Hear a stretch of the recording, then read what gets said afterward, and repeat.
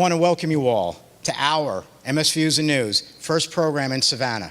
And I do thank you all for coming. It's a great program. I think you all deserve to be thanked for this because this is a nice-sized room. For tonight's program, we were supported by 3 pharmaceutical companies. It was listed on the brochures that you got. We want to thank those 3, and I hope that you all do too. Number 1, Sanofi Genzyme. Round of applause. 2, Biogen, and 3, Mallinckrodt, okay? And it's very important. I want you all to know that the pharmaceutical companies work with us. They work with other patient advocacy organizations because they want you to learn about all these different aspects about multiple sclerosis. They want you to be better knowledge, or as Cy Sims once said, an educated consumer is our best customer, all right? So it is better that you do know about as much as you can in order to go forward and live your lives, even though you have this multiple sclerosis. All right? When we do a new program, and when we do a program in a new area, we ask the self-help group leaders to give us a hand getting the word out. And so we also ask those self-help group leaders if they would like to come up to the podium and speak for 90 seconds about their group. And so for tonight, I want to thank 2 people and have them come up here and speak about their groups. And one is Lisa Dyson, and the other is Virginia Morrison. And we're going to ask them both to come on up now and say something. Not at the same time, individually, but for 90 seconds each. And then we'll get started. Well, hello. I'm proud to be here tonight and very happy that Stuart's wanted us to come up and speak. And I am a volunteer with the Georgia chapter of the MS Society. Hopefully you're all familiar with them. And my volunteer role, I serve as the new Savannah Community Engagement Council Chair. Virginia is on my council. And our purpose is very, very simple. We're to raise awareness of MS in our community and to raise funds. We're trying to find funds to help find a cure for MS so that nobody has to deal with this any longer. That being said, if any of you would like to participate on our council and help us, we are looking for folks to be on the council. Please stop by after the meeting tonight and give me your contact information. And then secondly, we are having our annual MS Walk on May the 5th at Daffin Park. That is a fundraiser. I have flyers for that where you can register online, and it's a fundraiser. You'd be amazed how much money you can raise for MS, talking to your friends and coworkers and others about your situation with MS and asking for money. And that the sole purpose of our walk is to raise money. So I would invite you all to come out and join us. We have a lot of fun that day, May 5th at Daffin Park. Thank you. Thank you.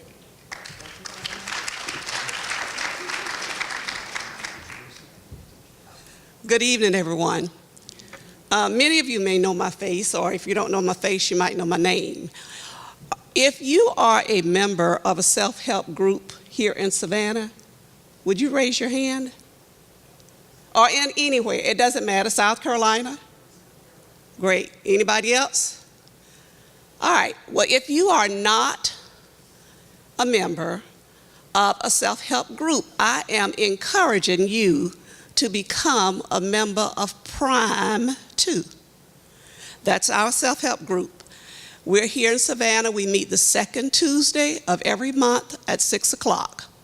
We do have a few of our members here tonight, and we are so happy that they are, as Stuart said, empowered enough to be here, because we do talk about self-help, not help, but self-help. We have providers to come in to speak with us on different subjects, and every month we have time for questions and answers. We eat a lot.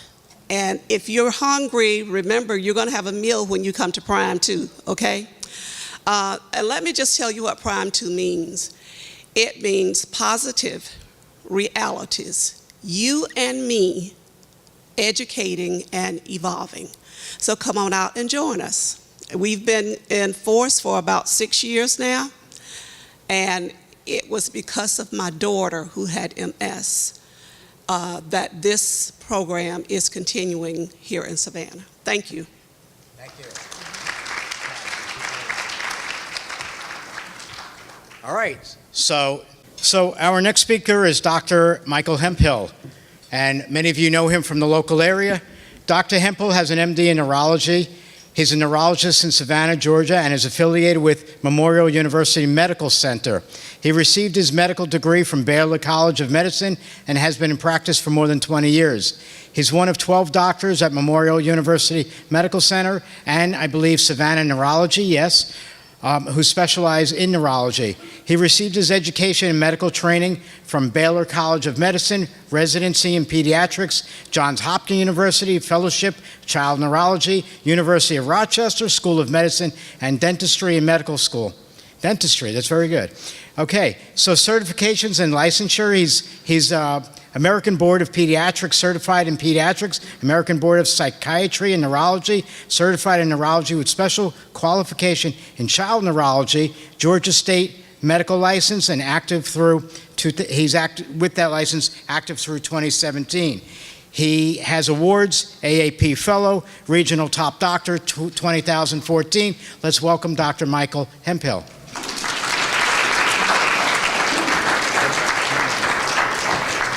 The dentistry part, where was that from? No, I didn't go, I wasn't at Rochester. Somebody else. Thank you, Jeff. I thought that was a great presentation that Jeff gave. You know, a lot of you I've talked to about treating yourself like an athlete. I think we can all treat ourselves as athletes in our own way. We may not be in the Super Bowl, but we're going to have to do something athletic to be able to stand, keep our balance, keep from falling every day. And so I think that we should all consider ourselves an athlete in some form or fashion. So I know most of you, at least I know somebody at every table, I think. You know I've been around for a while, it's obvious looking. So I give the historical perspective on things. I know a thing or two because I've seen a thing or two. And so I'd like to talk about the story, about the history of things. With MS, it's obviously probably been around as long as mankind. The first description, we think, was in a nun in 1400 in the Netherlands. Her name was Lidwina, and she's the patron saint of ice skating, coming up for the Olympics, and also the patron saint of chronic diseases. But she had episodes of neurological impairment that were described back then, and from which she recovered, and she's thought to be the first person about which MS was actually described.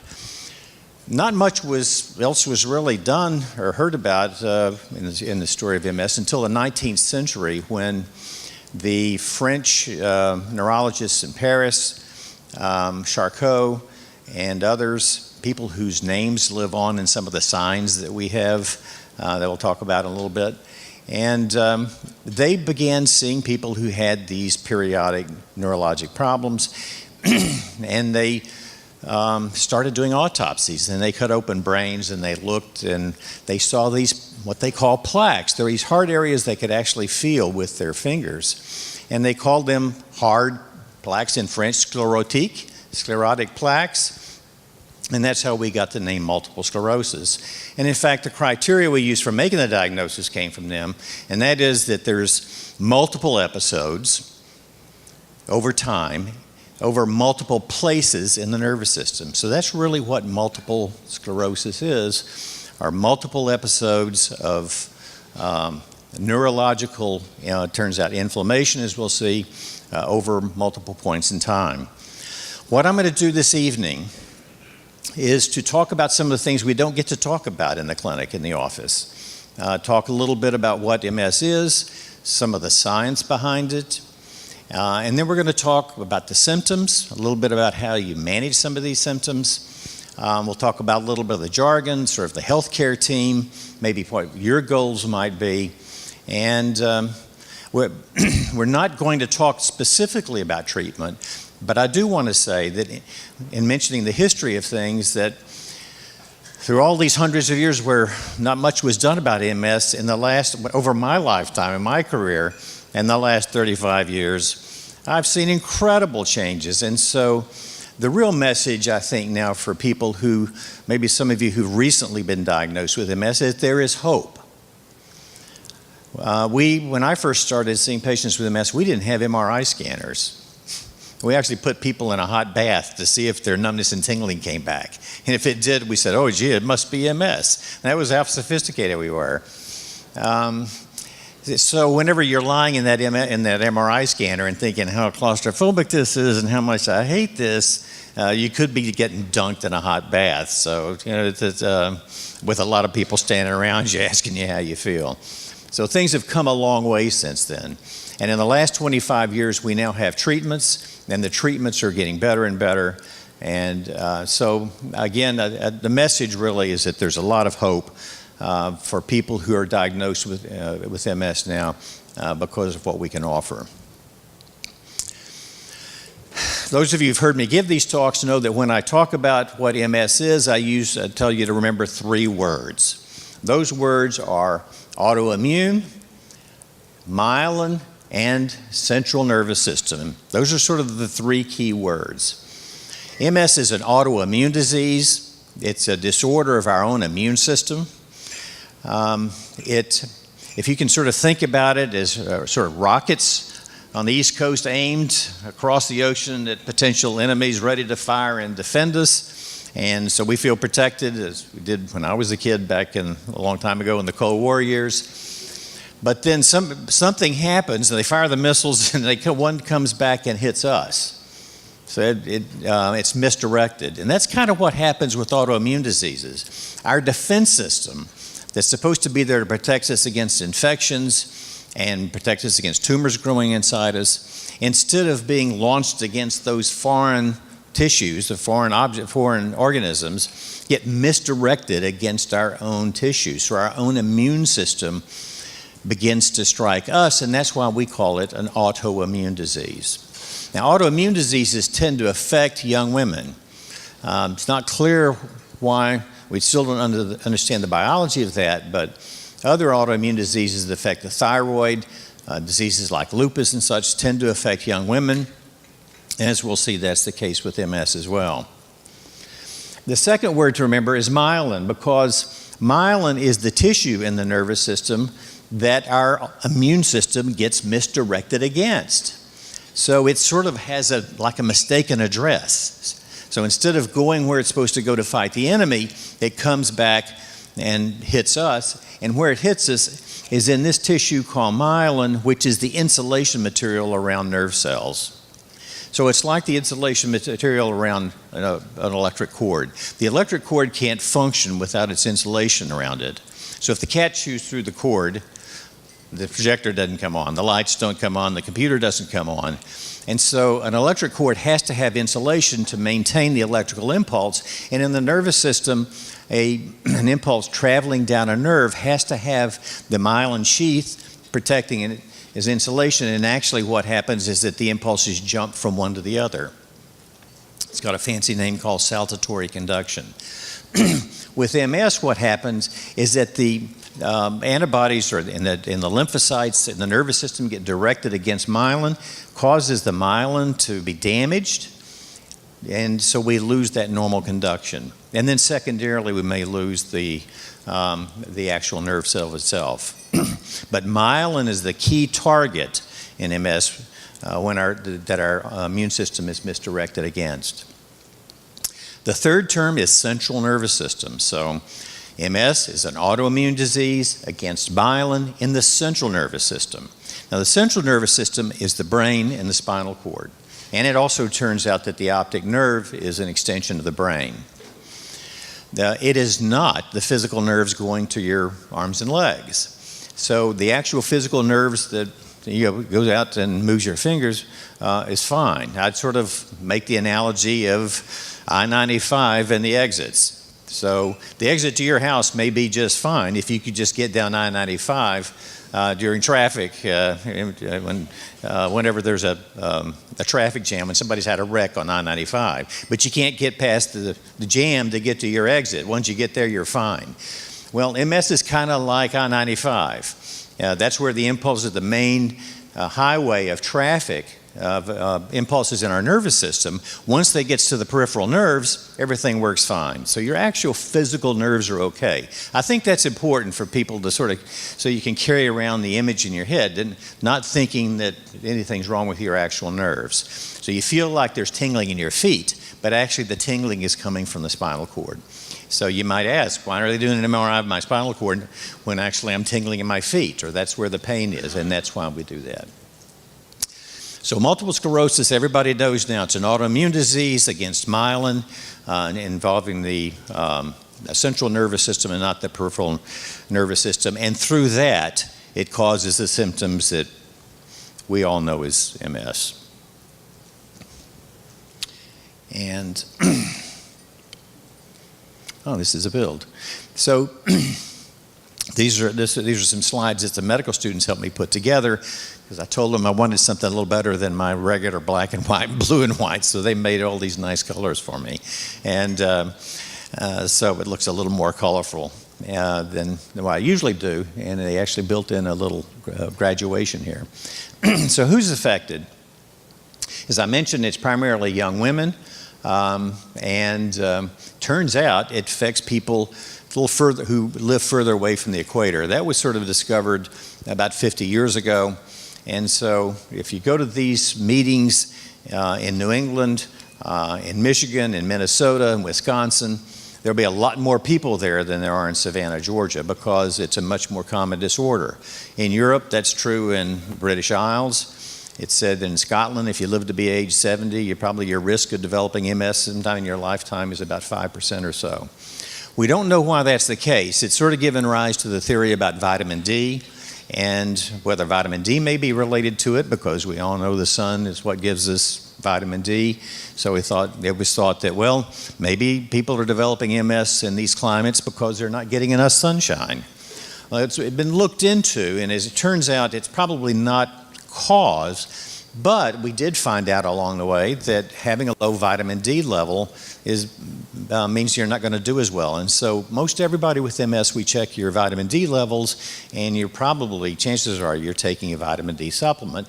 And the reason you are is because of this, because it was learned a long time ago that if you lived in northern climates in the northern hemisphere and actually in southern climates in the southern hemisphere, you were more likely to get MS. And we've thought maybe that had something to do with vitamin D. It's not really a genetic disease. People ask me a lot about whether or not their children might be affected. There are families where there may be another family member who has it. If you're a twin, there's about a 30 to 50% chance that your twin might have it, but otherwise, it's not really a genetic disorder. And so while there may be a little more risk, it's not something that's passed on in families. So if you have MS, you really don't have to worry so much about giving it to your children. It's more likely that if your child has it, it's because they grew up in the same place that you did. If you grew up in Wisconsin or Minnesota, they got more of a risk because they grew up in Wisconsin or Minnesota, not because they were your child. So it may have to do with environmental factors, not particularly the genetic factors. Well, this gets into some of the heavy-duty science, and I am not going to go through all of this with you, so rest assured. But just kind of give you the idea of how we think about MS now in science and our understanding as of 2018. And what we think is there's something, but we don't know what it is. And that's probably going to win somebody a Nobel Prize eventually. But something triggers the cells in our blood called lymphocytes, which are part of our immune system. They're the cells that actually kind of get misdirected that I talked about. That trigger allows these lymphocytes to get across a normal barrier that exists between the circulation and the central nervous system. They go across and into the brain, and that's where they attack myelin and they cause their trouble in the brain. They've migrated out of the blood into the brain. There may be some that arises in the nervous system. That's a little bit debatable, but probably gets across the blood-brain barrier into the brain and causes the inflammation. This is another sort of a demonstration of abnormal lymphocytes. They have names like T cells and B cells. and even, a lot more fancy names, IL-17, TH1, and TH17. Immunologists love to have their little abbreviations and spout them off. But basically, you have these bad guys getting across the blood-brain barrier. They then turn on other bad guys, and they end up attacking the nerve cells, the myelin, and then secondarily the axons that are in the brain and spinal cord. So far you've seen, I've been talking all about the immune system, right? We've talked a little bit about the central nervous system, the brain and the spinal cord, but we're talking a lot about the immune system, and that this being an autoimmune disease. So when we talk about our treatments, just think about the fact that what we're doing is we're acting on this immune system that's kind of gone awry, and we're trying to rein it in.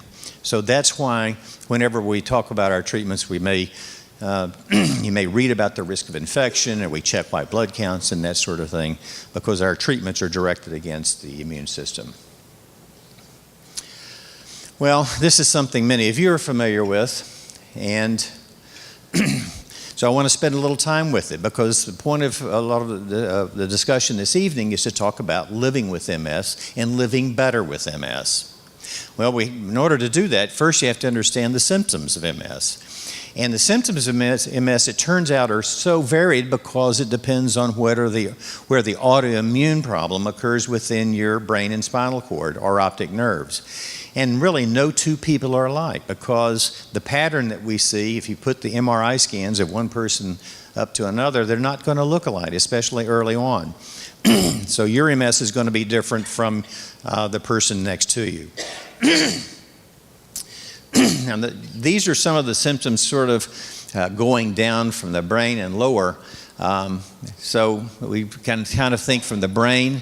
What does the brain do? Think about cognitive function. It helps us to remember things, to think through things. So it affects our cognitive function, our memory. The brain accounts for our mood, how we feel, and whether we have a depressed mood or whether we have an elated mood. MS can affect your mood, certainly. So these are things that we can't see. A doctor can't see on examination, but you know that you experience them, and we know now that people who have MS experience them, and it's not unexpected, because MS is an autoimmune system directed against tissue in the brain. The visual symptom is particularly affected with MS. Really kind of two ways. A lot of people may have had their initial MS episode actually because of loss of vision in one eye. That's called optic neuritis, and that's a very common effect of MS. The other thing that can happen is double vision, and that's from involvement of another area of the nervous system called the brainstem. But vision is very commonly affected with MS. Speech, not so much. It can be, but it's usually after you've had it for a long time that you may have a speech problem, but that's unusual. Swallowing problems, even more unusual. Overall, just weakness. Usually the weakness is in a pattern. Your legs are weak, or one arm is weak, or one side is weak versus the other. It's usually not just a generalized spaghetti weak all over. It's usually kind of weakness in one place and the other, depending on where the MS struck within the nervous system. Sensation, just about everybody with MS, just like you have fatigue, just about everybody with MS has had some numbness and tingling in their extremities, and it's uncomfortable, right? Excuse me. You have burning pain. It's numb and tingled, and that's because of usually of MS involvement of the spinal cord. Very common symptom of MS. Again, not something anybody can see, not something we can really test for very easily as well, and something we have to rely on patients to tell us about. Bowel symptoms turned out not to be so important with MS. It's not a very common thing, but bladder symptoms are. Bladder symptoms are very important, and we often enlist the aid of our urology colleagues to help manage what we call a neurogenic bladder. Now that's when your bladder is affected, kind of like your legs can be affected with MS. It gets irritable, it's small, it doesn't empty completely, and so you may have to go to the bathroom frequently to empty your bladder. You may have a little bit of spillage and incontinence, and so we have medications, and the urologists have other treatments that help out in the treatment with these urinary issues. So these are some of the numbers we see. As I say, numbness and tingling. very common. Vision problems, walking difficulty. I think these numbers are probably old. Probably more people than that experience mood and cognitive issues. And then fatigue is just about universal, we think now. These are a couple of terms that we teach the medical students and the residents. One's called Lermite sign. You may have experienced this. But it's something you should know about if you do. It's good that you tell your provider, your doctor, your mid-level provider who sees you. And that is if you flex your neck and you have a sensation of electricity go down your back or go out into your arms, that may occur repeatedly when you flex your neck. That is called Lermite sign, and that's named after one of those French neurologists back in the 19th century who was studying MS. Another one is called Uthoff's phenomenon.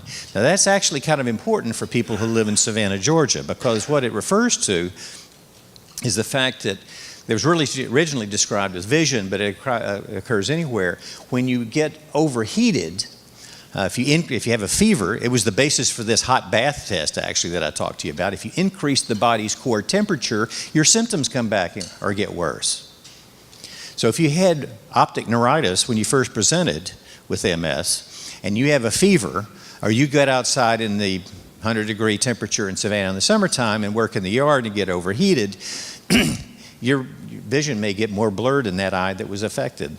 Doesn't mean that you're getting an exacerbation of MS. Doesn't mean that your medication is not working. It just means that you're experiencing something called Uthoff's phenomenon. And so one of the things that we have to look at in our practice is when somebody calls in to tell us about their symptoms, we have to see whether or not this is a new exacerbation, and that means we have to change medicines and give steroids and get an MRI scan and do all this sort of thing, or whether or not we might attribute it to a phenomenon like Uthoff's phenomenon. Now, just want to cover this a little bit because I know many of you see references to it, and that is the types of MS. We're moving more and more to the idea of MS being a single disorder, and I kind of look at it that way. We're more lumpers than splitters now. And so even though people have different courses of MS, people may have relapses. They have an episode, they get better. They have an episode, they get better. May not get back to 100%, may be left with a little bit of problem each time. But they have episodes that we call relapses or exacerbations. There are other people who never have those relapses. They just sort of start getting bad from the get-go. And it's usually with walking. They have trouble walking just from the get-go, but they never really had an exacerbation. That's called primary progressive MS. About 10 or 15% of people with MS may experience this. And this has come to light recently because some of the newer medicines are getting, which never were very effective for primary progressive MS, are now getting tested for it. Now in between is another variety called secondary progressive MS, and we kind of lump everybody else into that now. And those are people who may have had a relapse or two or three, but in addition to maybe not getting completely better after the relapse, they're getting a little worse in between episodes as well. And so especially as we see people over 20, 30 years, especially people who were diagnosed in the 1980s, 90s, and didn't have the benefit of some of our current treatments, we see that in people in their 50s and 60s where they're starting to have not exacerbations. That's not really what we're concerned about so much. It's this gradual decline in level of function or this gradual disability that we call secondary progressive MS. So you may hear us talk about secondary, whether you're having progression or not just whether you're having relapses. Now, you heard me say earlier that MS was multiple episodes occurring in space and time, or what we say medically is dissemination in space and time, and that's really the criteria that we use to make the diagnosis of MS. And so the tests that we do are all really to just prove that, to prove that there's dissemination in the central nervous system in both space and time. But you need to be able to demonstrate that with some objective facts. And it turns out that we can rely on MRI scans because MRIs are basically the surrogate for disease activity. We depend on the clinical symptoms that people have, and we depend on the cerebrospinal fluid.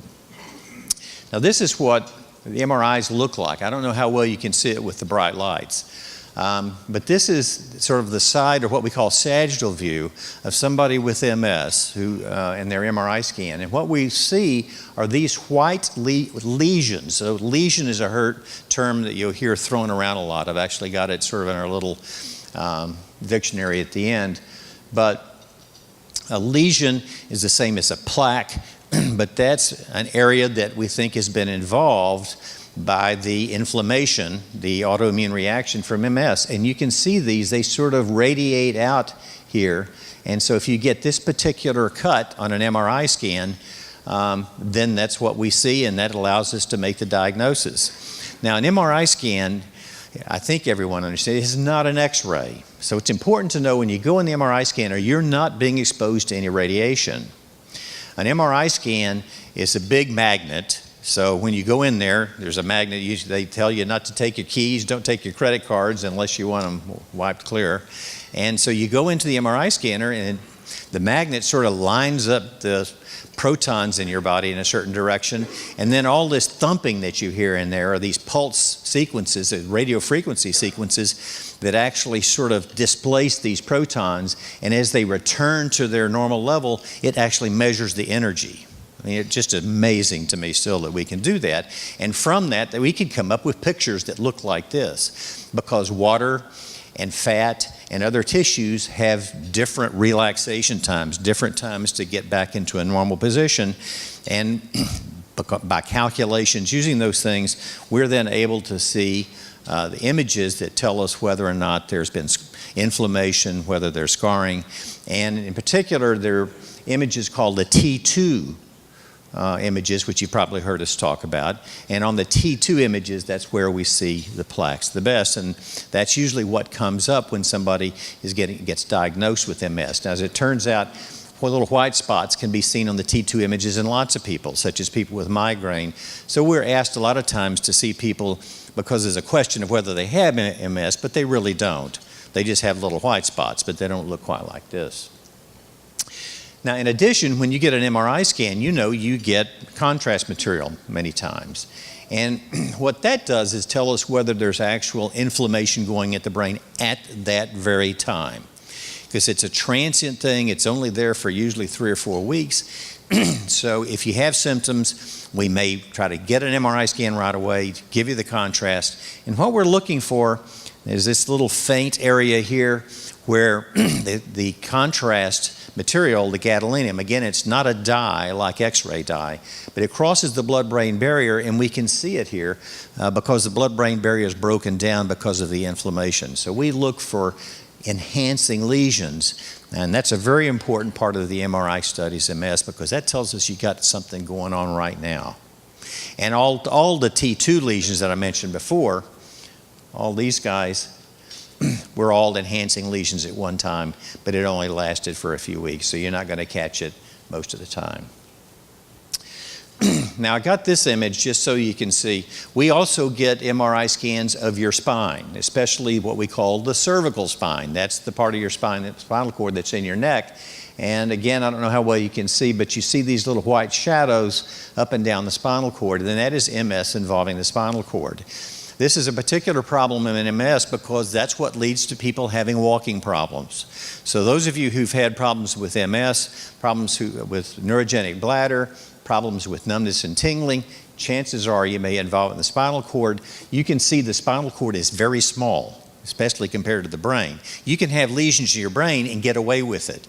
You get a lot of them, and after 20 years, you may start having maybe some problems with cognitive function. You get a couple of these lesions in the spinal cord, there's really very little room for error. So we're particularly concerned about lesions in the spinal cord, and I want to have basically a zero tolerance for any new lesions that occur there. And what about the spinal tap? How many have had a spinal tap? How many enjoyed it?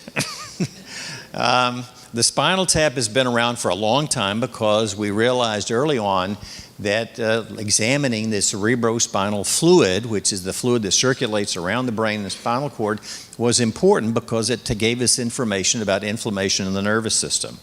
And so we've sort of we went for a while where people weren't emphasizing it so much, but we're now realizing again, with the current what are called McDonald criteria in 2017, that the lumbar puncture and examination of the spinal fluid is important in making the diagnosis of MS. Now, what does that mean for people who have MS? It means you get it one time. So before we had MRI scans, if somebody had an exacerbation, we would bring them in the clinic and do a spinal tap and then give them some steroids. Pretty bad. We don't have to do that anymore. We do the spinal tap one time. We see if it has what are called oligoclonal bands, which are these little bands that you see in the laboratory in the fluid.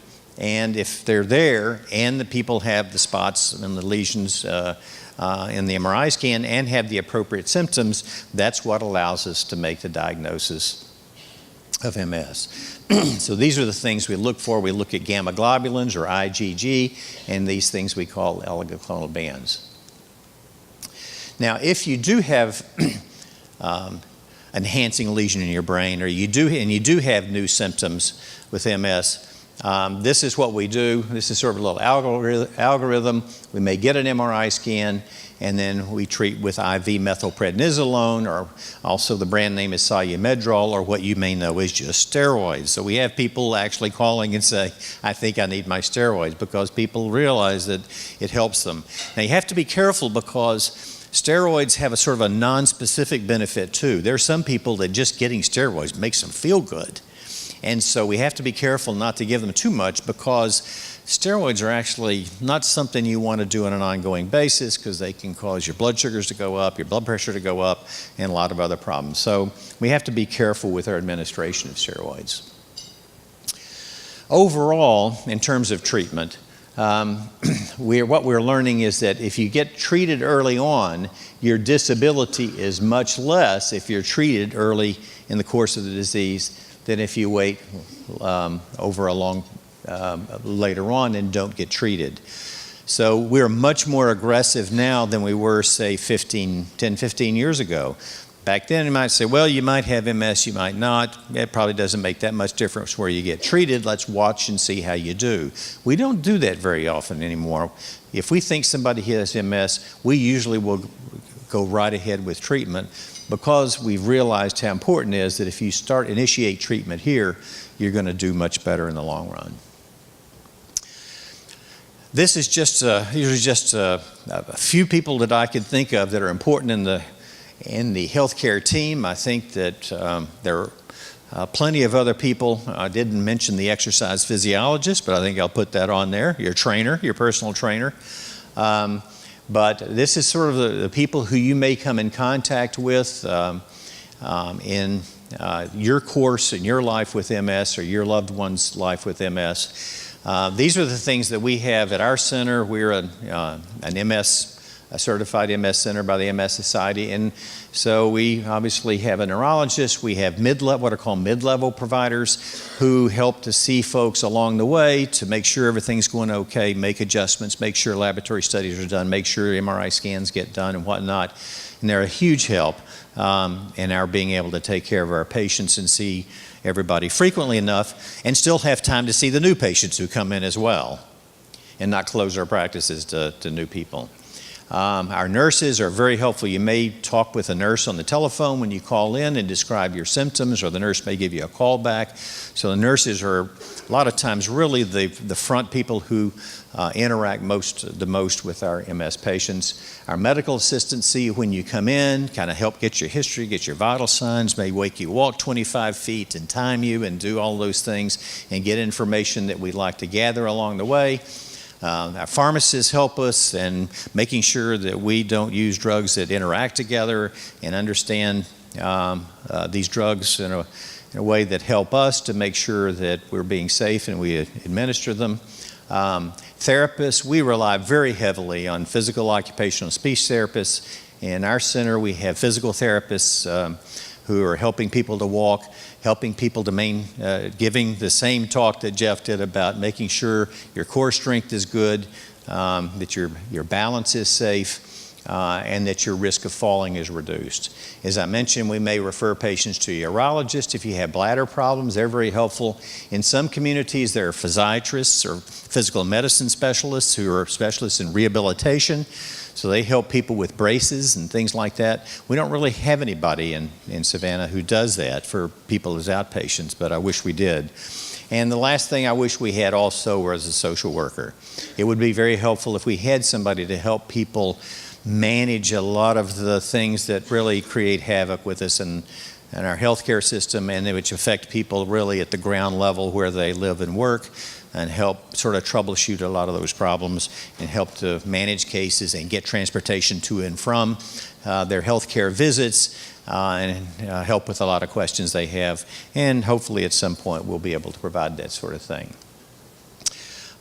These are a few of the terms that I hope I described along the way, but Stuart wanted me just to talk, in addition to talking about the healthcare team, to mention some of the terms that may trip people up from time to time. I've talked about the relapses, attacks, and exacerbations. A little bit of disability progression is pretty obvious, but that's very important in MS because that's really what we're about. We don't want anybody to get any worse. The lesions and plaques I mentioned that you see if you actually cut a brain open and look at it, or miraculously now if you do an MRI scan, you don't have to cut anybody's brain open and look to see them. Gray matter is the part of the brain where the cell bodies are, the white matter where the nerve cells pass. And because it's the insulation material around the nerve cells that's involved with MS, it's actually the white matter which tends to be most involved in what we see on the MRI scans. I mentioned the contrast dye. Infusions, everybody knows, I think, are intravenous treatments versus injections, which are injections you may give under your skin or in the muscle yourself. Monoclonal antibodies, you probably may come across because those are the new ways that medications are being made. They're not just chemicals that are being synthesized, they're actually antibodies that are made usually in mice and against particular lymphocyte antigens and receptors, and that's what we're giving in these infusions because they're big proteins. You can't give them in a pill or an injection. That's why you have to have an infusion. And spasticity in neurogenic bladder is what happens when your legs get really tight and your bladder gets really small, as I mentioned. So just kind of wanted to get through all of this because I know everybody's been sitting here a long time. In the end, this is what's important. What are your priorities in living your life with MS? What this talk is sort of about, and what I like to do when I go around and give these talks, is to help people understand MS better. The whole goal is to maintain or improve your level of function. You want to figure out the best way to do that. We partly do that between preventing relapses and monitoring you for any disability that may have occurred between the last time you were seen. We want you to feel comfortable about your medications. We didn't talk about those specifically, but obviously we spend a lot of time on that in our visits, and there are other talks out there that the pharmaceutical companies sponsor where we talk about those. And you want to understand risks and benefits and be able to make that balance that's most comfortable for you. You want to include, like many of you have tonight, your family and loved ones in understanding MS and asking questions. We invite you to encourage you to bring your family members to your provider visits so that you got another pair of ears and sometimes another mouth. Some people don't speak up enough when they come to the visits, and somebody else will chirp up, chime in, and tell us about things. And then we want you to have a good relationship with your healthcare providers, and so we want you to tell us when we're not doing our job. Sometimes we get busy, lots of things going on, but we want to make sure that everybody gets heard, and so you want to be your own advocate, or if you're a loved one in the family, you want to be the advocate for your family member, and we encourage you to do that. So I think that puts this all in perspective. This is what we're all about. So having been around the horn a little bit and started in 1400 and ended up in 2018. Hopefully this helps your understanding of MS a little bit. And at this point, thank you for your attention and see if you have any questions. Stuart. Thank you for speaking today, Dr. Hemphill. Great. See, I don't even have to ask. That's very good. We have our first question over here. Thank you. Good evening, Dr. Hemphill. I looked up there to see, I didn't see anything about tremors. So if you're having tremors, is that a part of MS? That's some people may have a tremor, but if you have a tremor, chances are it's something else. So it's good to get it investigated. Tremor, if you just have a shake whenever you're reaching for a glass or you're drinking or you're eating soup with a spoon, chances are that may be just something else that runs in your family we call essential tremor. There are some people, but they're pretty severely affected with MS, who get a tremor whenever they're kind of reaching for things, but it's a big tremor like that. It's not a fine tremor. So if you have a tremor, ask. It may not be MS. Thank you. Good question, yeah. Any other questions down here before I run that way? I'll be there in a minute. All right. Great PowerPoint. Kim always has it. Yeah. He's my man. Thank you. Well, just a refresher for me and everyone else. The difference between the symptom and the exacerbation are symptoms are things that happen pretty much on the daily. Compared to exacerbations, they normally are things that are going to stay around for about a week or so, and that's when we should go get checked out. Or when should we go get checked out? I'm saying we because I have MS, but when optic neuritis is something, okay, you should immediately go get checked out. That's what I have. But if I have numbness and it goes away the next day, but comes back the day after that, do I need to go get checked, or what's the time frame with the difference? Well, first of all, symptom is anything you feel. By definition, a symptom, from our point of view as physicians, is what the patient reports to us. That's something that you and only you know. So if you say it, it's a symptom. If you say, I feel depressed, I feel tired, I feel fatigued, I feel numbness and tingling, I feel unsteady when I walk, that is a symptom.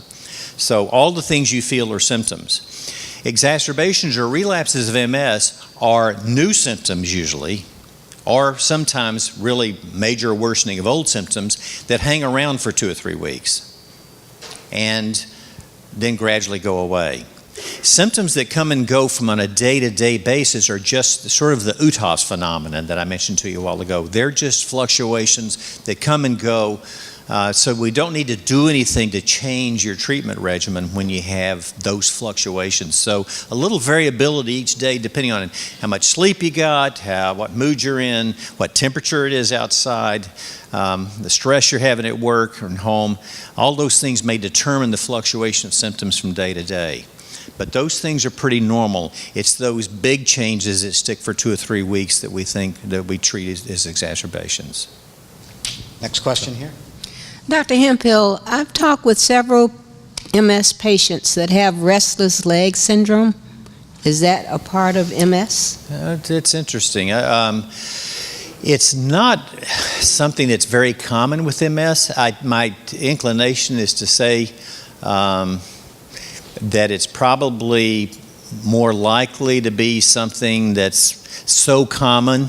It's kind of like tremor that a lot of people have it, even if they don't have MS. So I'm inclined to say that probably it's not terribly related to the MS, but it's a good question. It's not one of the things we usually think of, but it's definitely something we can treat.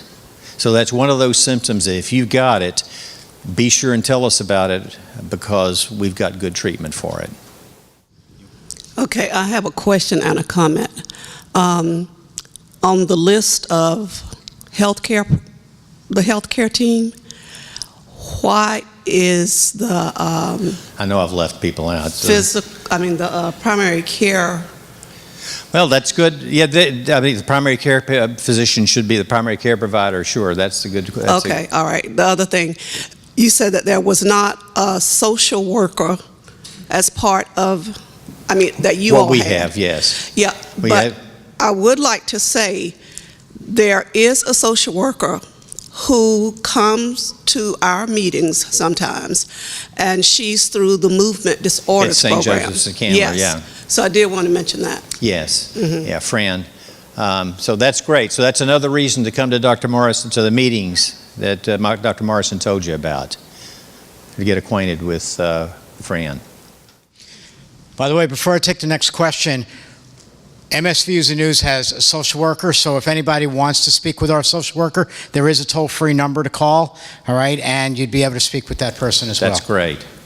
Dr. Hemphill, you said about the restless leg syndrome, but if you have a lesion on your spine, could that not cause the restless leg? Restless legs are, by definition, an unusual, an uncomfortable sensation of your legs that's relieved by movement. So usually the lesions in the spinal cord that cause the numbness and tingling are not relieved by movement. They're just there. And so they're not, the restless legs are sensations that make you got to get up and walk around the bed and stand to get rid of. So once the lesion on your So they're spine, kind of specific. but once the lesion on your spine and it's caused the legs and your hand and numbness, does the drug help to get rid of that, or it just stays there forever? Good question. And it's just kind of a fine line. We don't have any medicines to get rid of numbness. We do have medicines that help with burning pain. So if the numbness and tingling gets painful, then yes, that's when we prescribe medication. That's kind of the fine line. And if the numbness and tingling is a sensation that's relieved by getting up and walking around, that's restless legs, and we have specific medicines for that too, whether it has anything to do with MS or not, to tell you the truth. Question down here? Is Yes, there a relationship between migraine headaches and MS? You know, that's a question a lot of people ask. Both of those tend to occur in young women, ages 20 to 40. So they occur in the same population of people. Nobody has identified a genetic or an immune kind of relationship between the two, but there are a lot of people who have both. And so while they may not be tied together, it's a lot of times that we have people with MS who also have to deal with their migraine headaches, and so we have to put them all together. Also, migraine can cause some of those little white spots. And so sometimes we tell people, you don't have MS, you just have migraine, and those are migraine spots. And so they come in contact a lot in our practice, in every neurologist's practice, because they occur in the same population of people, and they can produce some of the same findings in the tests we do. I have a question for you. When you get somebody newly diagnosed to your facility, do you recommend that that person bring family with them? Absolutely. And the reason for that? The reason for that, as I mentioned, two reasons. One was we need somebody else, maybe somebody else's perspective sometimes, because they're observing you, they know you, they may see things that you don't realize about yourself, such as the way you walk. And secondly, and perhaps more importantly, is that you need another pair of ears. We're exchanging a lot of information that may have technical jargon in basically a 10 or 15 or 20 minute visit. Of course, when we first see you, it's 30 or 45 minutes or longer. But it visits, there's maybe sort of time crunch. We're concentrating on the medicines and the side effects and getting your prescription right and whatnot. And a lot of things are thrown out there, and not all of us can hear. I mean, we know even from a lecture, you don't remember, or 20% probably of what's said, and certainly at a physician's visit, I think that's true as well. So if you got somebody else who remembers another 20%, you've doubled your chances. So we encourage people to bring their families. Speaking about the medical jargon that you just spoke about, when you have patients that come to you and are complaining about neuropathy, do you get them to break down exactly what pain they are feeling? Yes, because neuropathy or peripheral neuropathies actually involve the peripheral nerves. And you remember I said earlier, MS does not involve the peripheral nerves, right? And so that's another problem that can kind of coexist. So people, especially people who have diabetes, actually get neuropathies that affect their physical nerves, and they may have that concurrent with MS. And so neuropathic pain is sort of a term that we use to refer to pain that's generated by nerves, whether they're in the central nervous system or the peripheral nervous system. But we may look very hard to see if your symptoms are due to MS, that is in the spinal cord, in the brain, or whether they're peripheral nerve, which means it's something else. You mentioned getting an MRI of the spine as well as the brain. Is there a cervical and a thoracic Yes. view, and is one better than the other? They're just different places. The cervical is the upper part of the spinal cord, and the thoracic's the lower. We more commonly get the cervical because it's bigger, you can see more things, and it's more commonly affected. It's just a lot more territory. It includes the nerves that go out to your arms. Whereas the thoracic spine is the lower part. It's no bigger than a pencil. It's very hard to see things. And so we usually get the thoracic spine MRI, not routinely just for surveillance, but only if you have symptoms that we think make us think you got something there. Then we may well get it, yes. And you get it. Does that mean your medicine may not be working so well anymore? If the MRI is abnormal. If there are lesions in the MRI involving the thoracic spinal cord, then that means the MS may have affected that part of the spinal cord, and yes, that can give rise to numbness, tingling, proprioception that Jeff meant, which means you're unsteady because you don't know where your feet are in space so well, bladder symptoms and that sort of thing. And I have one more question. If you're not picking up your feet as well when you're walking and you kind of trip on your toe, is that a balance thing, or is that a perception of space thing, or is it just because you're not strong enough to pick your foot up as not? Yeah, that's maybe genetic to some extent. There's some people who have a foot drop, really, where they have weakness and can't pick up their feet. If you don't have the sensation, what happens is most people walk like this. They need a wider base to keep from falling because they put their feet together. So like I did, like I almost fall over. But if you have your feet further apart, it's kind of like that athletic position that Jeff was talking about. You're not nearly as likely to fall. So people who have balance problems from sensation loss in their feet sort of just reflexly start to do that. Shuffling is, of course, more of a kind of an older age Parkinson's problem and whatnot. But I'll tell you, our physical therapists are really good. When we refer people to them, they say, well, I don't need physical therapy, but the physical therapist, and I think the trainers will do the same thing, will help you learn to keep your feet up and do things that help you, just simple stuff to keep from falling. When I was looking at the website that was sent with the original invitation, there was an article on having a TENS unit or something to go in your shoe when your foot hit. Yeah, what do we know about that? Yeah, there are stimulators if you have a foot drop that will activate whenever you take a step. It'll stimulate the muscle to pull your foot up. Okay, because I had never heard anything about that. Yes. I go through a pair of tennis shoes every month and a half because of my foot drag. Because your toe, you got a foot drop.